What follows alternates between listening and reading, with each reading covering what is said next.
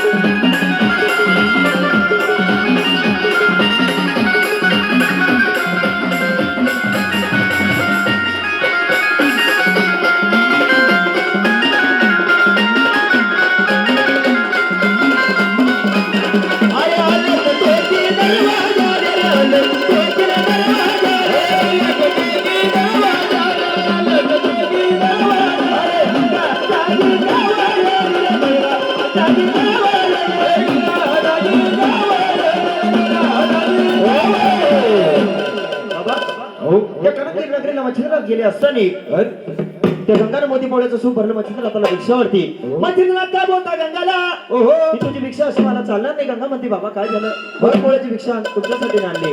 ती गंगा काय म्हणते बाबा माझी भिक्षा घ्या.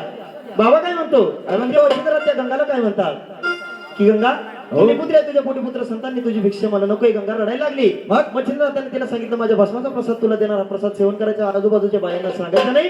नक्की तुला पुत्राची प्राप्त होईल. विभूती देऊन बाबा मच्छिंद्रनाथ निघून गेले. बरोबर बाबा कुठे गेले कुठे अरे गया बंगाला